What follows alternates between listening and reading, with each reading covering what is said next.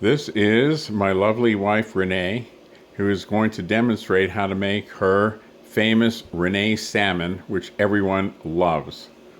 Take it away, Renee.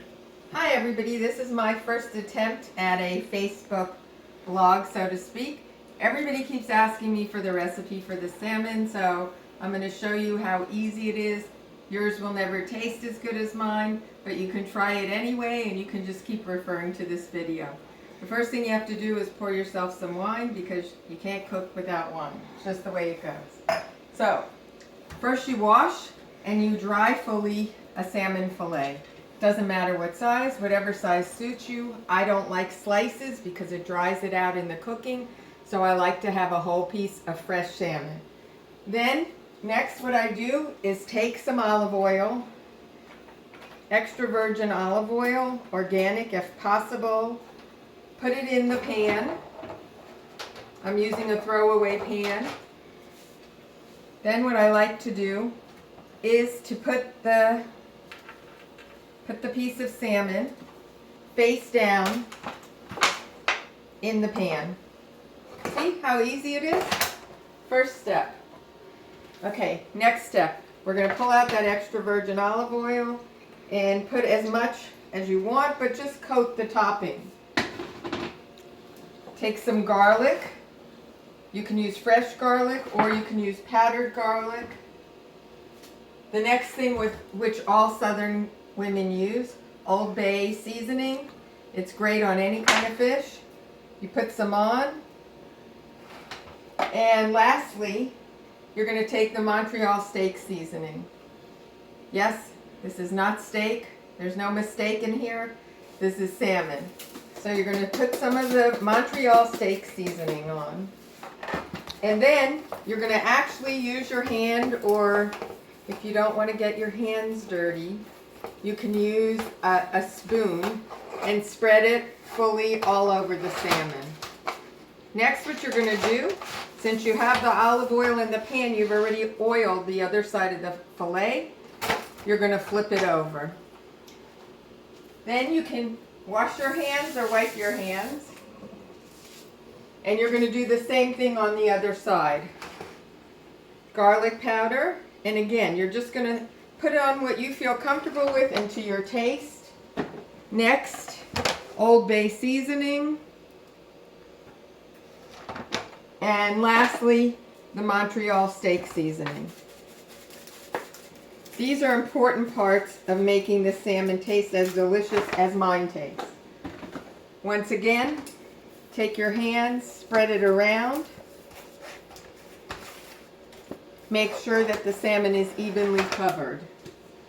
What you might want to do next, if you're eating gluten, you can take some panko and put it on at this point in time. And then lastly, an ingredient that most people think is odd or weird, fennel seed. And you're going to lightly put fennel seed across here. And again, lightly, you're not going to coat it too much because you want to get the fennel seed brings out the flavor of the salmon without making it too fishy. So now you see the beginning prep for our salmon. In the meantime, make sure you preheat your oven for 450 so that when you finish with the cooking, you're ready to put the pan in the oven and the oven is ready for the pan. Okay, before the next part, I'll have a little more wine. Please join me. A delicious red Cabernet. It helps make the salmon come out tastier. So this is the next part. 2 ingredients, people. Very easy. Very easy. This seasoning part, you can leave off if you want, but it actually, this is what I do if you want to have my salmon and taste it like I make it. Basil. Again, whatever size salmon fillet you're using, we're going to put equal amount of basil and brown sugar. Cover it fully, one side only, with the basil. That's about fully. Make sure there's no open spots. Cover it well. If anything, put too much, it can hurt it.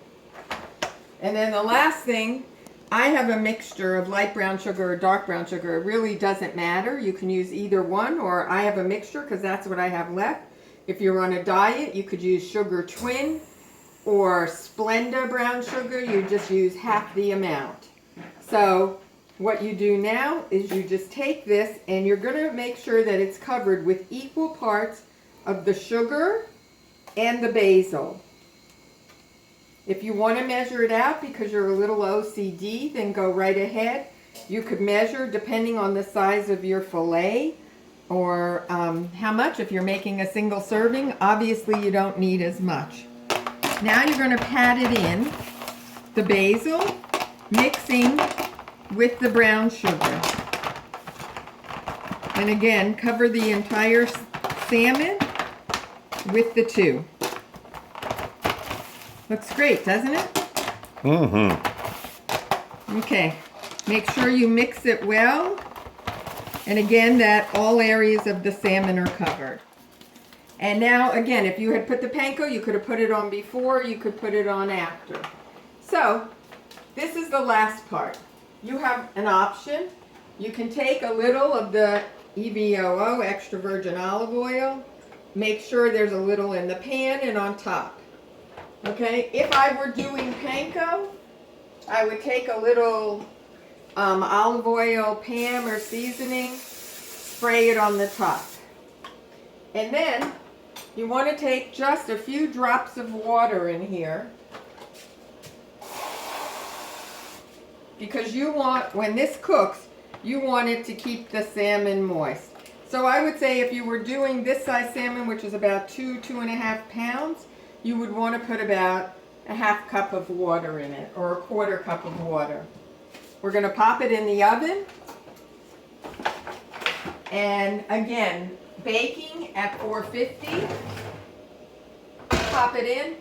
And while we're waiting for the next 9 minutes, we're going to take a break so I can have some more of this delicious red cab. And if you were cooking dinner, you could go ahead and make your sides right now. Some rice, some orzo, some couscous, and you could make, I made some smashed cauliflower earlier, and we're going to plate it with the cauliflower. See you in a few minutes.